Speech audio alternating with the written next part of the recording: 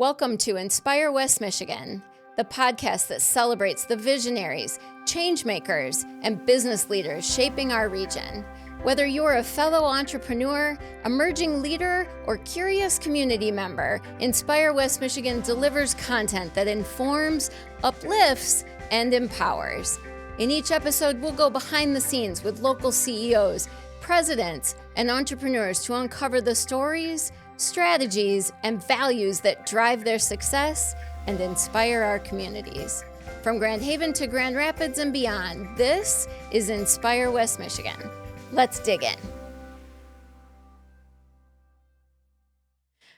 Thanks for joining us today. We're going to be talking to Kelly Larson today. Kelly is an entrepreneur, philanthropist, and well-known business owner here in Grand Haven. We're going to hear about how Kelly got her start in ice cream and now owns the top ice cream shops in Grand Haven and the historic Fortinos. Hi, Kelly. Good morning. Good morning. Thank you so much for joining us today. It's a privilege. Can't wait to chit-chat. I know. Well, we'll see if we can stay on track, right? Yeah, exactly. So, boy, there's so much to talk about, and I'm sure that we could talk for hours and hours. But let's because we're going to start with your ice cream shops, let's go back to when you were 15 years old and scooped that first scoop of ice cream. Did you ever imagine that it would turn into a lifelong career? Of course not. It was just such a fun first job. The whole experience, the vibe, being in downtown Grand Haven, it was definitely something that it was a great first job. Yeah, absolutely. And I'm sure it was the it spot to work, right? Oh my gosh, yes. So I kind of lie when I say it was my first job. I did, of course, pick blueberries, babysit, that kind of thing. But when you're 15 and that whole allure of this is the place to hang out and meet people, and that's what Grand Haven is known for, right? Our sunny beaches, and Chinook Pier was the beginning of the boardwalk, and so the trolley went there, and we were just really busy, and it was really fun. I liked the pace, I liked the people, I liked the product. So a few years later, when it came up for sale, I told my parents they should bought it, and they did. Yeah. So. And the rest is history. The rest is history. Here we go. Yeah, 40 years ago. 41 years ago. Yep, exactly. Oh, my goodness. It's been a minute. Crazy. And if you could go back and talk to that 15-year-old Kelly Larson, what advice would you give her? Enjoy the ride, yeah. Right? Yeah, exactly. So the journey has had many ups and downs, but I think you become a better person as you go through those kind of learning experiences, struggles, challenges. So, yeah, we just all have to be grateful for what we have and when we have it. Absolutely. Are there things looking back that if you knew then what you know now that you wish you would have paid more attention to? That's a really great question. Certainly down the path as we started to grow and expand, we had some problems at Sweet Temptations. The economy crashed, new location. We had to really, really work hard to stay in business. But so would I have picked that location again? Sure. Yes, now I would. But for the first 10 years, I probably would have said no. Yeah. So growing and expanding is always a hard thing. You can't take it for granted. Absolutely. Well, I mean, you've really, that your business has seen a lot of change, and now, now it includes 4 ice cream shops in every corner of our region just about, which I'm sure very, very strategically, thought out. But it didn't just happen overnight. So tell us a little bit about kind of the way that it went down and the timeline for you. Sure. So I came back to work I worked for my parents during college, and I decided to try selling life insurance for a year after college, which was an amazing experience, but not a great job in character building. Yes, very character building. You learn how to be, you learn the word no very quickly. Sure. Yes, no, I don't need to talk to you.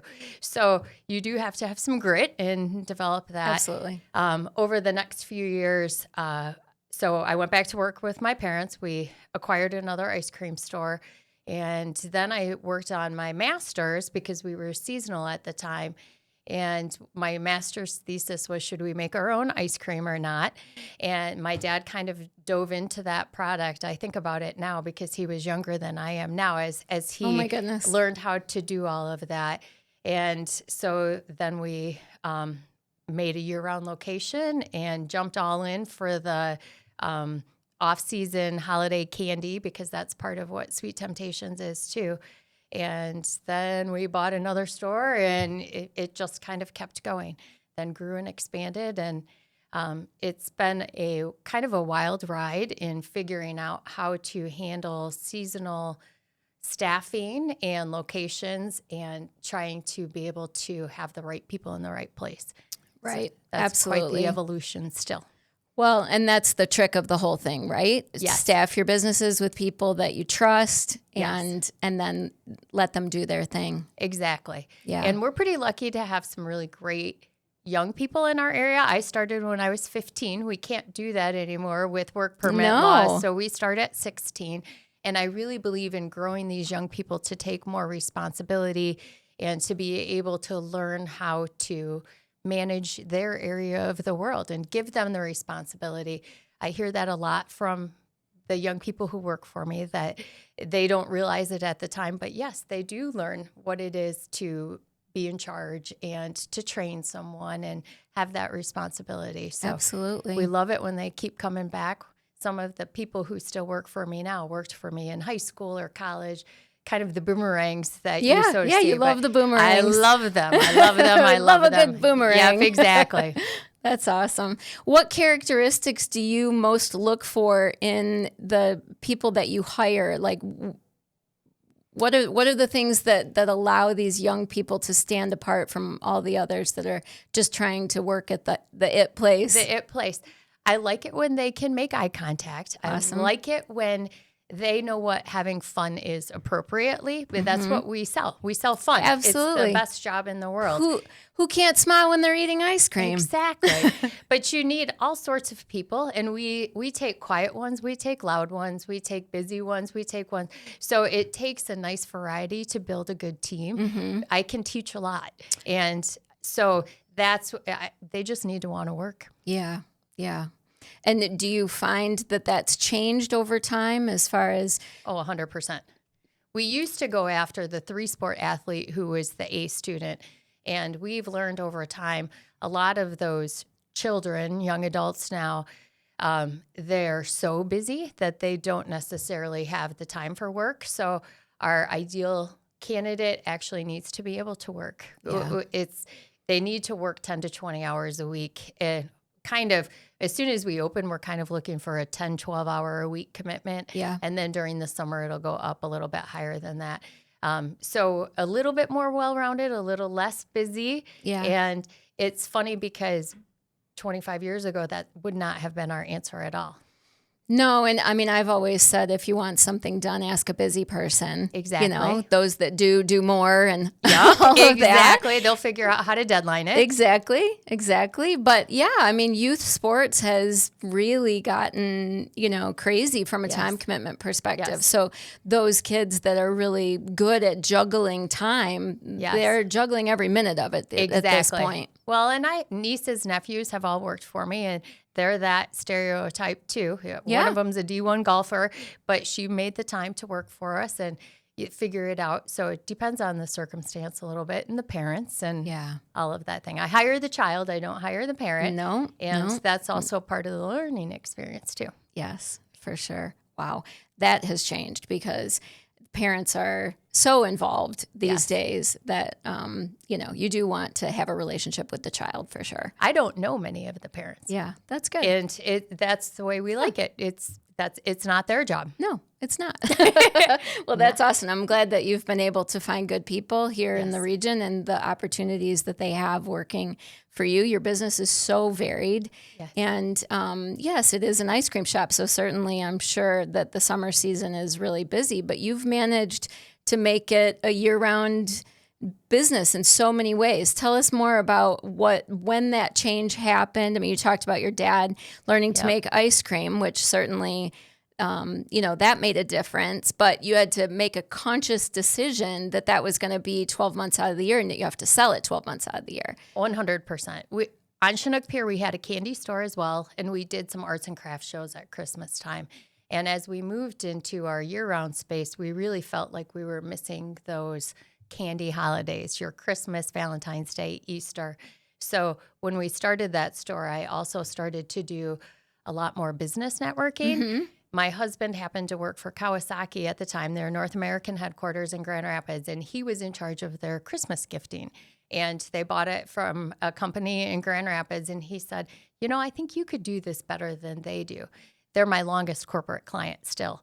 And so it was a really great relationship because they helped me learn what it means to sell to a corporation who sends 200 gifts all across the country. What do I need to do and to scale for that? So that was a really big part of our year-round plan. And then, of course, chocolate-covered strawberries. And we do a lot of chocolate and dipping and that kind of thing. So that's really what made us survive during the winter. And then when we moved to Grand Landing, which was 2008 or 9, that was a really hard move. And we also had to learn how to wholesale. Yeah. So, and over the last 5 or 10 years or so, the FDA has gotten very involved in dairy wholesaling. So we also had to learn I need to know which sprinkle came in and where it's going to go. So I have to know in this batch of birthday cake ice cream, which sprinkle, where it came from. So if there's a recall, I can recall it. And who I sold it to, so I can tell them that they have to pull it too. So we've had to learn and grow that way as well. Well, and I understand you went to chocolate school? I did go to chocolate school. I went to caramel school. Oh, my goodness. Yes. So that's been over the last year or two, year and a half. So as you learn about we make so much of our product, and to be able to have that control on the ingredients, vanilla bean ice cream, to know what that is that's going into that, I started to want a little bit more control of my candy too. So the Retail Confectioneries Institute, so I went to their schools, which has just been a little bit life-changing too. And I came back and I was ready to go. Like, I want to do this, I want to do this, and I want to do this. And I've got some great coaches in my life who were like, whoa, let's get your organization a little bit more in control. Let's get the people doing what they're supposed to be doing, because if I take this next step, that's probably a 18-month or 24-month project, and getting all that in. So I'd like to be able to make even more of our product. It's amazing. And so are you making some custom flavors for different food service companies, restaurants, things like that? I have done that, and we do that on a regular basis, sure. That's one of the best parts of my job, is the prototyping, and I'm working with Helen DeVos right now. They're looking to have a flavor creation contest with their patients, and so that's going to be rolling out here in the next month or two. So that's what a kind cool of collaboration that is. Yes. So we'll do the winning flavor, and we'll donate that to their Skoops shop, so all the patients will be able to get that, and their doctors and that kind of thing. And we've done that for the boardwalk, or when Old Boys was around, we used their malts to make a malt ice cream for them. Lots of fun partnerships like that we do. That's really neat. And so how is your business divided today between the creamery, the ice cream, what you make for your own sales, catering? How does that work? Are they sort of all equal percentages of your business, or are the ice cream shots just far and away? Are you selling most through your own shops? We definitely still sell more to ourselves. So we have the 4 retail spaces that we sell to. And then we do sell to restaurants, Orchard Market, Leppinks, those kind of places.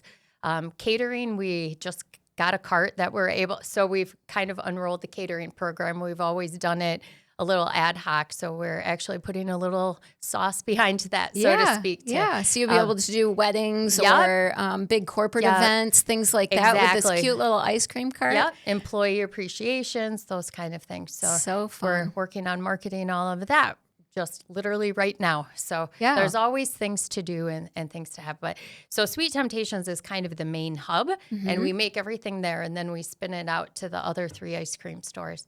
And then Fortino's is kind of on its own. They are Sweet Temptations' biggest wholesale account because we sell a lot of our caramel corn and chocolates to them as well. Yeah. And it kind of surprises me that we sell so much at Fortino's. It's just the downtown traffic. It's just sometimes easier just to go there. Yeah, well, it's nice that you have a spot where you can do that that's right downtown. Exactly. Well, we're definitely going to come back to talking about Fortino's, but before we get to that, that's fine. You have been nationally recognized for some of your ice cream flavors, and not just any flavors, the big ones. The big ones. The big ones. So tell us more about that. So I'm very involved in the North American Ice Cream Association. We'll just call it the association for now, so we don't stumble over our tongues. And there's an ice cream clinic process where you submit your ice cream, and then it gets sent to Cornell for judging. They judge it on flavor, texture, color, bacteria, and meltability, so those 5 categories. And if you then they score it. And the top, you can get a blue, a red, or a white ribbon. And we've gotten a blue ribbon for our vanilla bean twice and for our dark decadence once. So I'm kind of working on if you get 3 ribbons in 5 years in the year. So I got 2 in 1 year. So I did blue, red, red, blue. So next year I'm working really hard on that next blue ribbon to get a Grand Master, which is kind of the... So it's the Michelin star of ice cream. There you go, yeah. And then they have a best new flavor contest every year. Very cool. And we'll submit flavors to that as well. Very good. That's how do you get that job at Cornell, right? Yeah. Tasting and ice cream. They're trained, and we have, standards that we compare to. So, and that's part of the ongoing learning process, because I got the blue ribbon and assumed I was going to get one immediately again the next year. Sure. And I'm in the process of the texture, and how you make your ice cream is as important as the ingredients going in. So that's really, that's an interesting part of this that probably many people don't think about. It's just all the different things that people are looking for out of their ice cream. What makes your ice cream different than all the other ice creams that people can choose?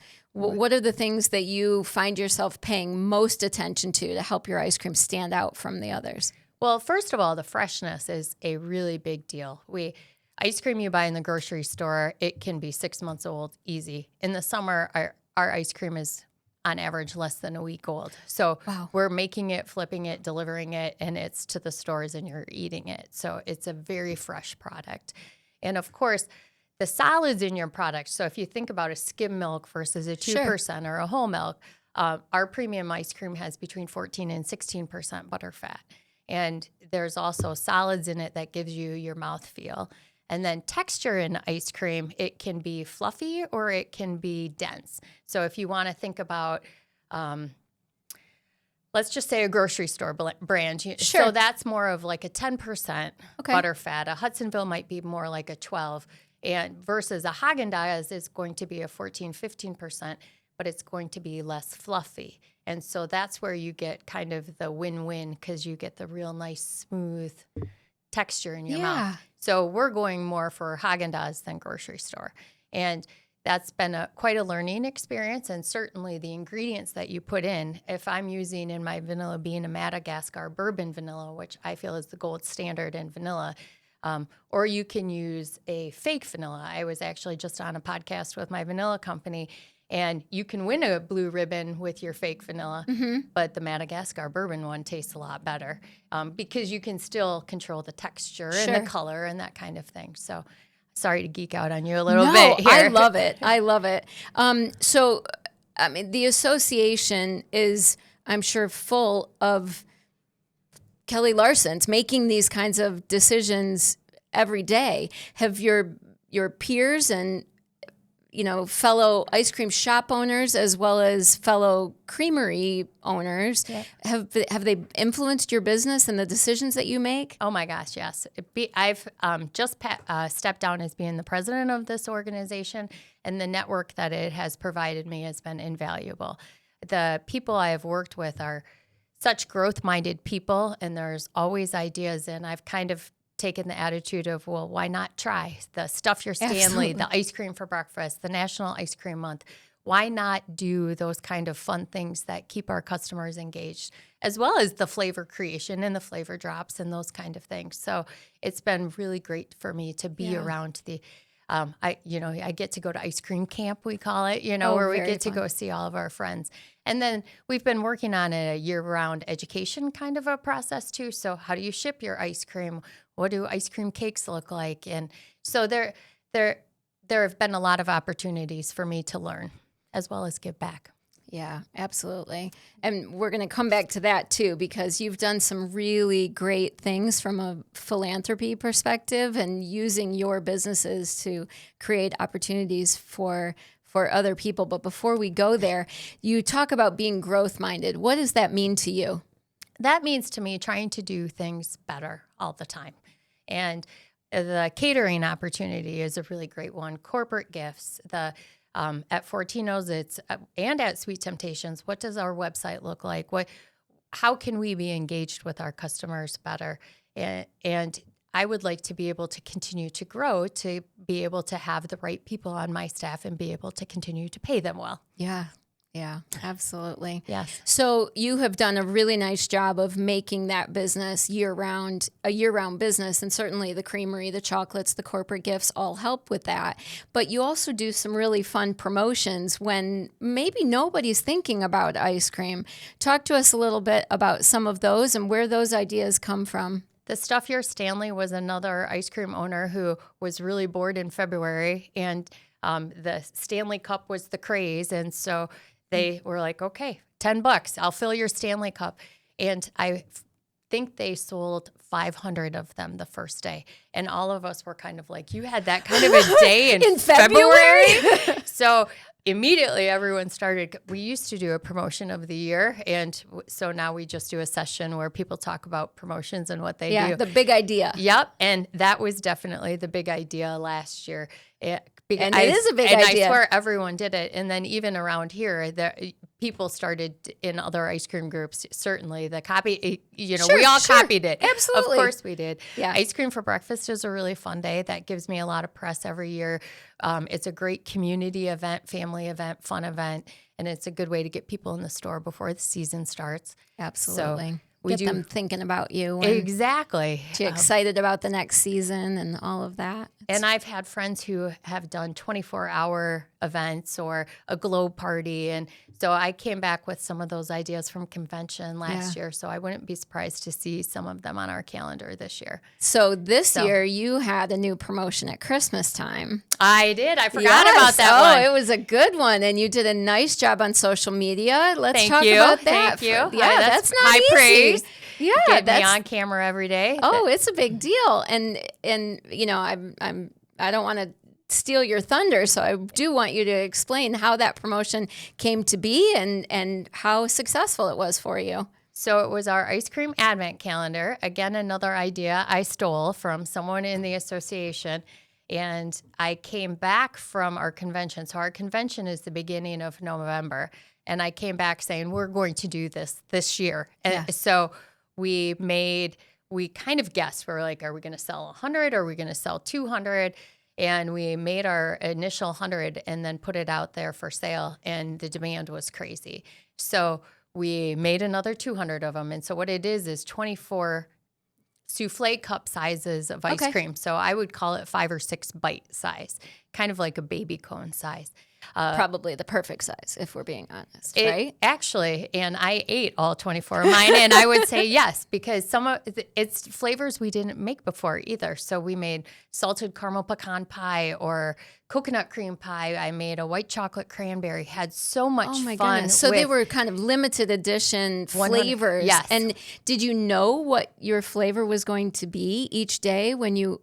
You could do it blind. Okay. And then we also had the flavor listing because we also had to, of course, provide allergen information. Yes. Because, for you tree nut allergy people, we had to tell you there was pecan in it. And so we went on Facebook Live every day and on Instagram, and told them what the flavor. We did a riddle, a little limerick every day, and unveiled it that way. And we sold out. We sold all 200 of them. So it scares me a little bit of how many I'm going to need to make next year. Yeah. Because, I mean, you think of 200, it was a lot of ice cream.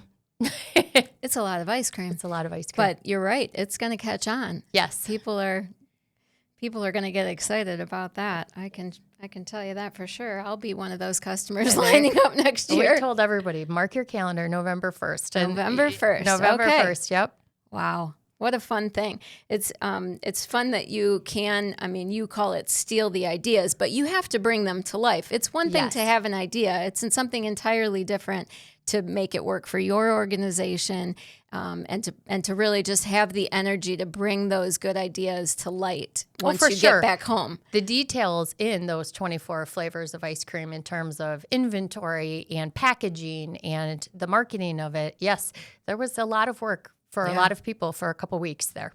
So are any of those flavors that were limited edition in the Advent calendar, are they going to become part of? Yeah, are they going to make it to the ice cream shops this summer? They probably will on a limited time only basis. So peanut butter brownie is a flavor we've never made before. I don't know why, because we make peanut butter cup. That one got really great reviews. Certainly the hot cocos and the holiday flavors, those kind of things, unless I do it Christmas in July, which kind of concerns me from a really, do I want to do that to myself situation. But yes, some of them will probably come back. If not, some of those holiday flavors, though. And we had everyone rate them afterwards. Oh, well, that's a great idea. So we'll probably cancel a couple of them. The coconut cream pie is a funny one. That's a polarizing flavor. So people either loved that or hated that. Yes. So that might be a summer flavor and not a Christmas flavor. Well, I'm a lover of the Almond Joy, which is not necessarily a popular candy bar, but it is a good flavor. We made that one for a long time, and toasted coconut followed that one instead. Yes. So, and Almond Joy full, of course. We can't call it that anymore. No. Kind of like Little Debbie. We call it, snack cake. That's good. That's good. So, so we're going to move over to Fortino's now, because that was really a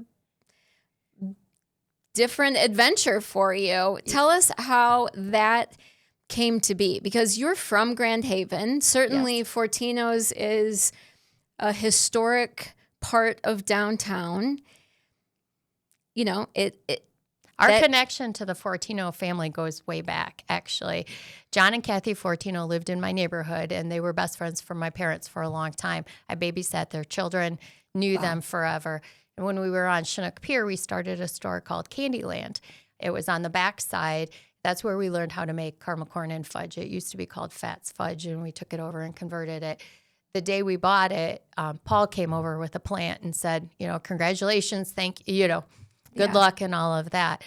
And they, Margie and Ken and Rita and Johnny go to our church. So yes, have known Lots them of forever. connections. And when the store came for sale, we were on the short list, I like to tell people, and kind of looked at the numbers and and I was pretty comfortable in saying I already had a job and I didn't need another job. Somebody else can do this one. So I want to say that's in February. So you go on, and you learn that they didn't make a match, and then it was on the news that they didn't make a match, and are they going to sell the building? My family and I were on our way for vacation at the end of July, and 3 people in one day said to me that I needed to buy Fortino's. And yes, I'm like, I look up and I'm like, okay, I hear you. So my husband and I talked about it while we were on our trip and came back and gave it another go. And it worked out. We was able to figure out how to acclimate it in our life. I had a couple of people slotted to become my managers, and we kind of shimmied in. And by Christmas time, we owned the store. So that was goodness. When was that? 2014. So it's already been. We're going on 12 years. Yeah, I was going to say. It's been a minute. So yeah. What have you learned about owning Fortino's that is different from all the lessons you learned in the ice cream shops? I kind of feel like with Fortino's, I'm a caretaker of the institution. Mm-hmm. And I kind of hope I hope that someday the ice cream stores have that kind of feeling of community about them. They are definitely the ideal in our town. And it's been it's life-changing how that kind of relationship you can't take that for granted. You cultivate it. We've changed, right? Yes. That's been don't change it. And we're very respectful of the process and the people. And but I've got to tell you, the analytics that we know from our POS system that we didn't know, and the areas that we can grow. And and I brought some gift basket. They did gift baskets, but we kind of have grown that. The website and packaging and labeling, those kind of things have come from just us running the store. And I say us loosely because it started with Andy and now it's Pete. And Pete started at the beginning too, just to be able to have the right people there helping us run it too. Absolutely. Well, and because it is, a cornerstone of Grand Haven, Yes. That feeling when you come into the store has to, follow all the way through all of the people who work there. We try hard. That customer service, and we've gone up and down. There have been the right fit and the wrong fit there, and to be able to have that. Yes, am I waiting on the people correctly? Are we? Yeah, maintaining the relationship, not necessarily selling them something. Right, absolutely. So you've modernized it, A but little you've bit. kept the flavor of the historic Fortinos, and it'll live on now for another 100 years or more. Yeah, exactly. Yeah. Knock on wood. We've got a little bit of maintenance coming to the building this year, so don't freak out when you see that. But yes, it's and we updated the apartments upstairs, and so it's been a labor of love, but it's definitely, I'm really glad it came to us. That's great. So you are known for being just incredibly philanthropic and giving back. I'm sure within the ice cream community, you're giving back with great ideas and things like that. But in our community here in Grand Haven, you've done some really cool promotions that are, not self-serving to your businesses, but to our community. Can you talk a little bit about Cool Schools and some of the other things that you've done? Of course. Happy to. And Cool Schools was an idea from the association. Yeah, very good. Of course. So there's that phrase much who you've been given so much, much is expected. I always stumble on that one. Yeah. But I do believe we've been given so much from our community that we have to be the right steward in giving back and making this community better than we found it. And I'm not the biggest philanthropic person here, but I have to do my part. And so the easiest way for me to do that is to give back through the stores. So Cool Schools is the biggest program I have, where we do a contest between the local schools, and they earn a percentage of sales for the day, 10%. And then I take another 10% and put it in a pot and give it split it between the first, second, and third place.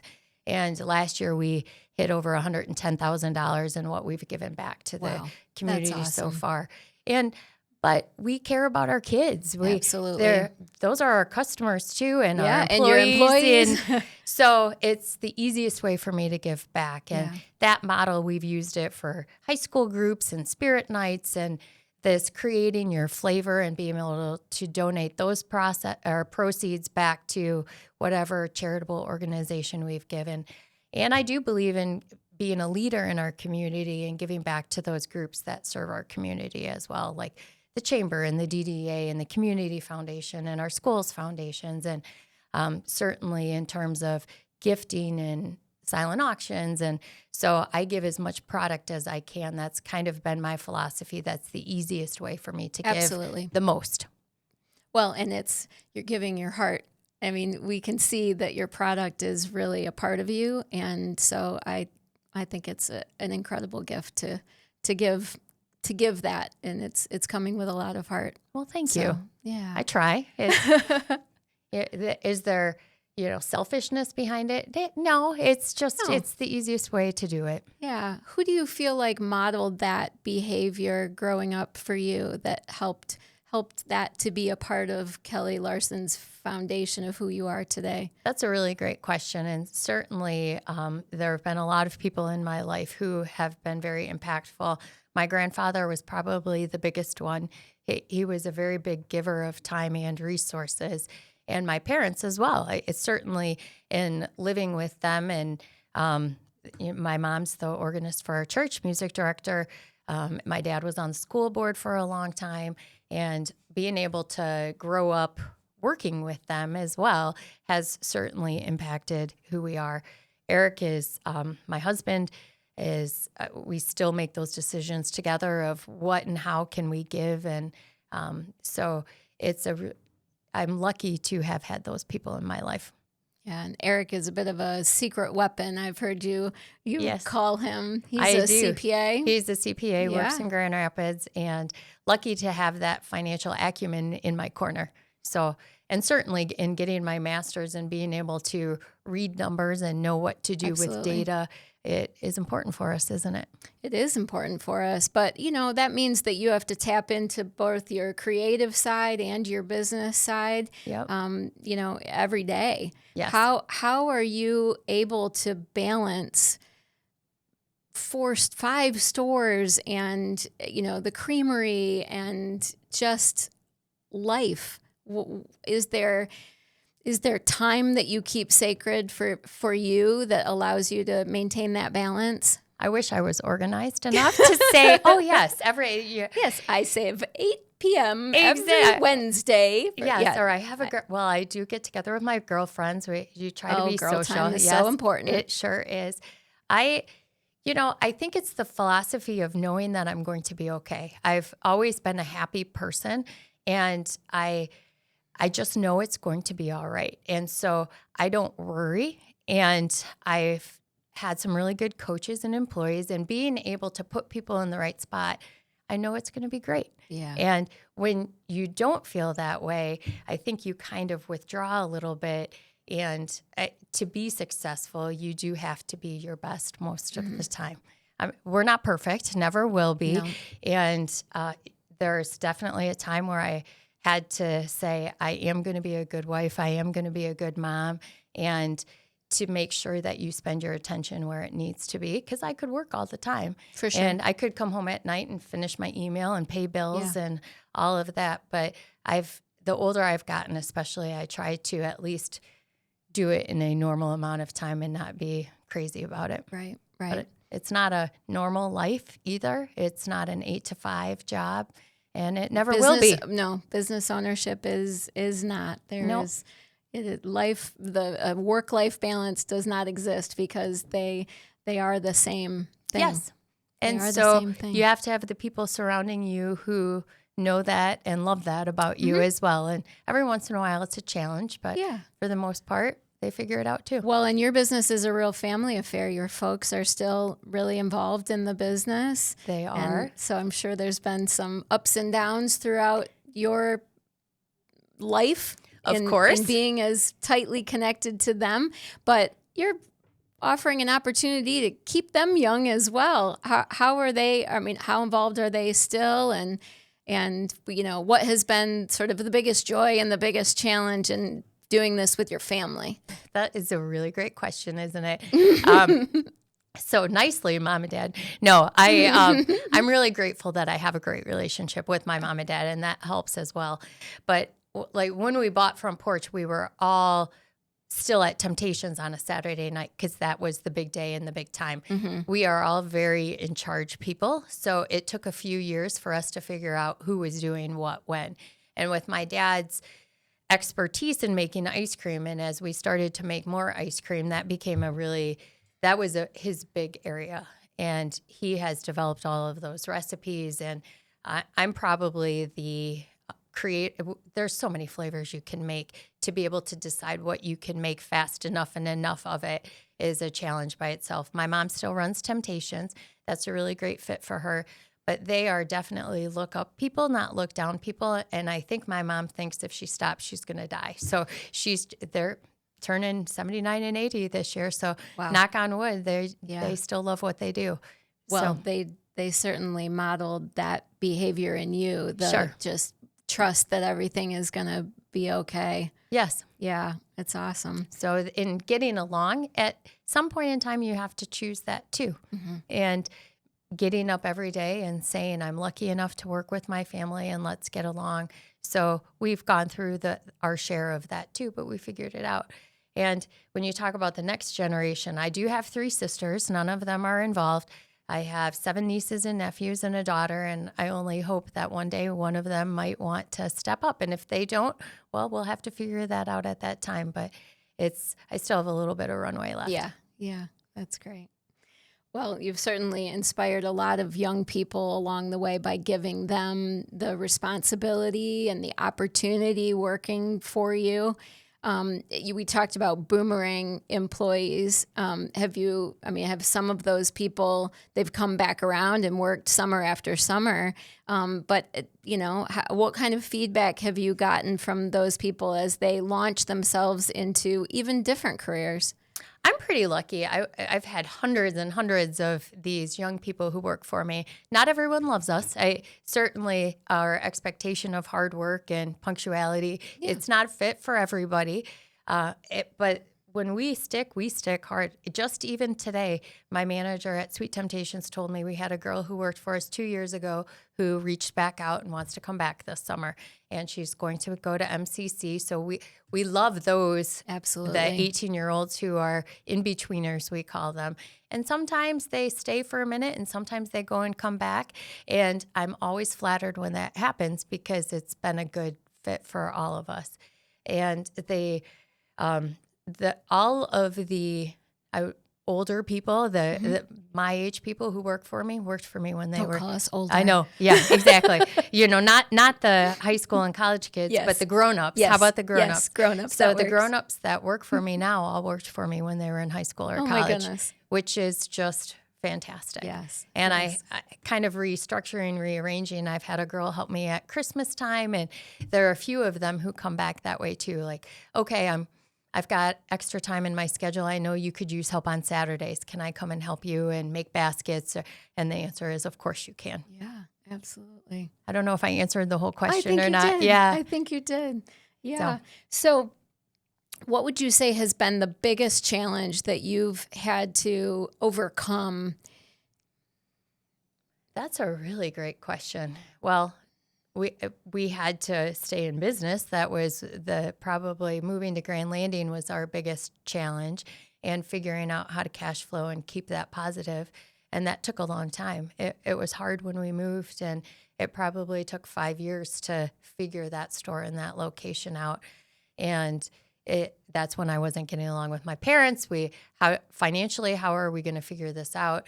And yes, I'm going to continue to do what we do because we love it and it's going to work out. Yeah. There's that belief, yes, we're going to make the right choice and we're going to do it. Absolutely. Well, I mean, there's a lot of women hopefully listening to this and being inspired by all of the things that you are talking about. But do you find that has there been times in business where you felt like being a woman changed the way you were making decisions or changed kind of the trajectory of how you approached things?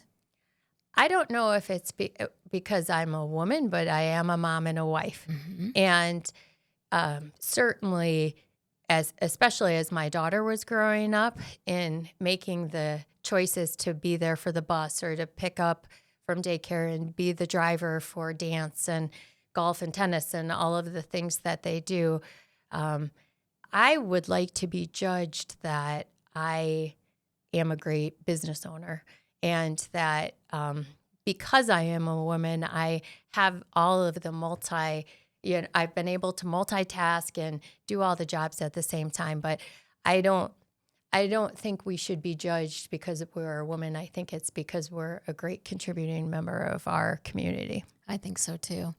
And certainly along the way, you've modeled really an incredible ability to juggle all of those things to your daughter. I understand she's going to be going to law school. So she's, is that right? She's in her first year of law school, almost finishing her second semester here, knock on wood. So Let's hope she lands and is a contributing member of society, right? Well, I'm sure she will be, no question. So, what do you think your team, you've had a lot of people coming and going, coming back, things like that. Certainly those that are coming back, they know exactly what to expect, right? And you know what to expect from them. I have to interrupt you. Just when I got married, our priest said, I want you to imagine as is on your forehead. And that's been the biggest piece of advice I think I've gotten. I think that when I look at someone too, you're not going to change me. This is who I am. Exactly. Sorry, you were in the middle of a great lead up, but yes. No, but that's so good because, and you know what, you have proven to me just in the times that I've talked to you that you are authentically you. And so I think that is a perfect way to say that and to think about that is that, as is. That's fantastic. That's fantastic. Okay, so that is a perfect lead up to my question and allows me to maybe be a little more eloquent in asking it. So what do you think your team and your family, for that matter, would say is the Kelly Larson way? Now, you asked me this the other day, which was great because I have had the opportunity to ask around too. Right. So the answers have been very interesting to me because what do I think versus what they think? And Kelly, my manager at Sweet Temptations, her first answer was efficient, which made me laugh too. So I did write it down. Do you love this? And in turn, I think there are a couple of areas that I care the most about. Number one is my product and my people. And in terms of the excellence of the product, the excellence of the service, I would like to start there. So that's one of the pillars of things. That's the number one pillar of things that I personally do, is I take care of my product and I take care of my people. That's my number one responsibility. And the continuous improvement, the efficiency, we still, on Coast Guard and 4th of July nights, we write notes of how did it go? And same thing with Christmas and Valentine's Day. We're always looking at it. And I think that's where my dad comes in, although my mom's this way a lot too, he has a manufacturing background. So have we done the most efficient process? And where are the areas we could do better? The community partnerships, of course, we're all trained to give and listen and see what needs we can make in our community. And then that final developing the people. And to know what the track is to go from a scooper to a junior shift leader to a shift leader and to have the opportunity for them to come back. So, yeah, it all makes a big difference. All of those things, not one of those things makes the Kelly Larson way. It's the combination of all those things. I'm lucky to love what I do and to be excited about going to work and to all of the different parts of our community and our job and our product and how we fit together. Everyone has a little piece, and if we can elevate the piece we do, it makes a difference for everyone. So a couple last questions. Okay. How has or is AI changing the way you do business? We use AI frequently, but it's usually now as a check for what we're doing. Okay. I'll even ask, it's our 250th anniversary this year. Wow, so 250. Well, 250 for the U.S., right? Yes. So what can I do for flavor creations? Right. What kind of fun things could I do for the summer? I ask her. I say it her. I ask her all the time. I have training that I do for all of my different levels, and we kind of revamped it a little bit. I fed the training guide into AI and said, what did I miss? And actually, one of the best things she told me was, this is a really great guide, because I hadn't said that to my manager who wrote that. And I was like, oh my gosh, I am so sorry, because we're so trained to look for the deficiencies. Thank you for reminding me that this is really good. Oh, so that's great. And we use it for some of our, if I have a touchy thing that I want to say help me say this better, that kind of thing. I have friends who use it for inventory analytics and Excel things. I haven't gotten that far at Fortino's yet. Certainly it's paving the way for that, but you can't take away my people and my product from the computer. So I'm pretty lucky that it won't hurt my industry. It will help it. Right. Right. And I'm sure that it'll be a bigger part of conversation at the association meetings that you're going to in the coming years, the coming years. Yep. We do technology as one of our pillars, and it's coming. It's here. So maybe the next big idea that you get from the association will be a behind the scenes thing. Right. Yeah. I certainly hope robots aren't scooping our ice no, cream. I hope they aren't either, because it's that smile that makes you smile even before you've taken a bite. Yes. Yeah. 100%. Yeah. That's awesome. So, what's next for Kelly Larson? Yeah, that chocolate and caramel thing is probably coming. So I have to figure that out. Where is it going to go? How am I going to do it? And to continue to strengthen the people I have so that they have the opportunity to do, so I have the time to reach out into that. But I'm not going anywhere. So yes. So I'm still here. I'm still around. I just I'm on the Community Foundation board. I'm the chair of the DDA. So I'm as active and involved as ever. Yeah, that's great. So that's great. Yeah. Do you have a favorite flavor? Depends on the day. Depends on the day. My all-time favorite flavor is a flavor called butter brickle, which is kind of like a butter pecan base with a brickle is kind of like a Heath piece without the chocolate. Some days I like peanut butter cups. Some days I like Heath. Some days I like chocolate. Can't beat a good scoop of it. My favorite dessert is any warm baked good with vanilla ice cream on it. So I've been working with Justin at Grand Finale a lot. And I love the collaborations. Oh, his cookies and cakes are in so many of my ice creams. And I've been toying with the idea of getting like a convection oven to throw a brownie in there. To have that warm piece of cake or, even just a regular piece of chocolate cake. But the a la mode is what kills me every time. Warm chocolate chip cookie. I mean, who doesn't love a warm chocolate chip cookie? With vanilla ice cream on it. Yeah. Exactly. Well, thank you so much for doing this. What a treat. Thank you for giving this back to our community. I look forward to listening to who you've got coming on. Oh, well, we're going to have lots of inspiring people telling us what they're doing to keep our region moving and shaking. So we love where we live, right? Yes, every day. Yeah, very good. Well, thanks, Kelly. You're welcome. Thanks for listening to Inspire West Michigan. If you enjoyed today's episode, be sure to follow or subscribe wherever you listen to podcasts and leave us a review to help others find our show. Visit inspirewestmichigan.com and follow us on social media for more behind-the-scenes stories. Until next time, stay inspired, West Michigan.